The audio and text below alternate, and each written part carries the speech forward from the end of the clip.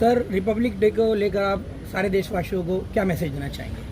मैं समस्त भारत को गणतंत्र दिवस की ढेर सारी शुभकामनाएं दूंगा। कॉन्स्टिट्यूशन हमारा बना था और मैं मेंबर ऑफ पार्लियामेंट हूँ गोरखपुर से। 1950 की बात है। उसके बाद देश संपूर्ण रूप से परिपक्व हुआ, एक संपूर्ण तरीके से कॉन्स्टिट्यूशन के साथ Azad with books, Azad with constitution अपना रहा। और उसके बाद भारत हमारा चलने लगा और आज़ादी के अमृत महोत्सव हम लोग 75 साल मना रहे हैं। तो मैं धन्यवाद दूंगा यशस्वी प्रधानमंत्री नरेंद्र मोदी जी को कि उनकी सोच और उनकी रचना ने इस नए भारत की जो रचना, एक कल्पना रची है, जिसने एक शक्तिशाली भारत खड़ा किया, जहां कि अब हम अपने खुद की वैक्सीन्स भी हमारे जो कोविड में हमने विदेशों को, कई सारे देशों को दी। इससे पता चलता है कि ये नया भारत 75 साल का आज़ादी का अमृत महोत्सव जो मना रहा है, उसमें ये भारत आज शक्तिशाली हो गया। जहाँ पाकिस्तान भी हमसे डरता है, जहाँ चाइना भी हमसे डरता है, हमारे जवान सैनिक मजबूत हो गए हैं। आज हम लोग हर तरीके से बलशाली हो गए हैं, शक्तिशाली हो गए हैं। तो मैं बड़ा गर्व करता हूँ एक सांसद के रूप में, एक भारत के नागरिक होने के रूप में, और मैं अपने भारत पर गर्व करता हूँ। मैं गर्व से कहता हूँ भारत माता की जय और वंदे मातरम। और सभी लोगों को गणतंत्र दिवस पर यही कहूँगा, सारे युवाओं को, कि अपने देश की इस आज़ादी को बचा के रखना, इसकी महत्वता को समझना कि कितने लोगों ने बलिदान, कितने शहीदों ने बलिदान दिया, कितनी गोलियां चली हमारे शहीदों पर और उनकी जानें गई, कितनी लाशें बिछी, कितने डंडे खाए और कितना अत्याचार हुआ अंग्रेज़ों का। हम लोगों पर अत्याचार कई सौ सालों से होता जा रहा है और मुग़लों के द्वारा भी हुआ।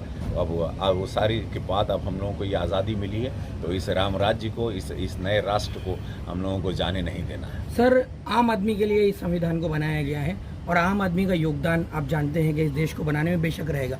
तो आम आदमी के योगदान को आप किस तरह से देखते हैं? इसके लिए प्रणाम करता हूँ। मैं उस आम आदमी में मैं भी हूँ, क्योंकि उसके लिए हम लोग भी पूरी अपनी जान लगाए थे। जब बचपन से पढ़ते रहे अपने पिताजी के द्वारा, मैं एक पंडित, एक पुजारी का बेटा रहा हूँ, तो हम लोगों ने भी अपने देश को प्यार किया, अपने इस धरती को प्यार किया। और मैं चाहूँगा कि हमारी ये संस्कृति के साथ सबका विकास, सबका विश्वास जो एक नारा है, उसके साथ हम लोग आगे बढ़ते हैं। एक एक्टर होने के नाते आज की युवा पीढ़ी जो नशे में लुप्त होती जा रही है, उसको क्या संदेश दें?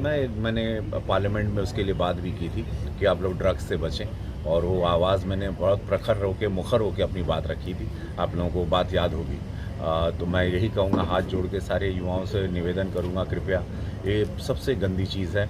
ये पड़ोसी मुल्क से हम लोगों को ख़त्म करने के लिए भेजा जा रहा है, क्योंकि पूरे विश्व में सबसे ज़्यादा युवा वर्ग 65% भारत में है, और उसको तोड़ने की कोशिश है। सारे पाकिस्तान के द्वारा ये ड्रग्स बड़ी खेप आती है, पंजाब के रास्ते आती है। मैंने पहले भी कहा था हम लोगों को, और अपने माता पिता को भी कहूँगा, सारे बच्चों की, कि आओ, ये बेटियों से पूछते हैं आप लोग कि कहाँ जा रहे हो, कौन दोस्त है। अपने बेटों से भी पूछो कि उनके दोस्त कौन है, शाम को कहाँ जाते हैं, किससे मिलते हैं, ये भी जानना हम लोगों को ज़रूरी है। तो अपने बच्चों पे भी नज़र रखो कि उसके साथी संगाती कौन है। अपने मोहल्ले में अगर आपको कहीं पे भी दिखता है कि कोई ऐसा गलत काम कर रहा है, तो पुलिस के लोकल थाने में आप लोग ज़रूर इन्फॉर्म करें, और ये ड्रग्स को रोकना हम लोगों के लिए बहुत ज़रूरी है। सर एक गाना गाया था अपनी ये यूपी की योजनाओं को, जो हमारे यहाँ पर विजुअल थी, उसको दिखा के मैंने किया था, और उस पर सपा वालों ने उस पर अटैक भी किया। लेकिन क्योंकि सत्य है, लेकिन कहीं ना कहीं आम आदमी की समस्याओं की भी बात है ना। बहुमत की सरकार हम लोगों की बन रही है। भारतीय जनता पार्टी, पूज्य महाराज जी दोबारा मुख्यमंत्री बन रहे हैं। 300 पार हम लोग इस टाइम सीटें ला रहे हैं, और ये आप लोग निश्चिंत रहें कि, क्योंकि इतनी सच्चाई वाली और इतनी ईमानदार, निस्वार्थ दो त्यागी मिले, यशस्वी प्रधानमंत्री मोदी जी और योगी जी।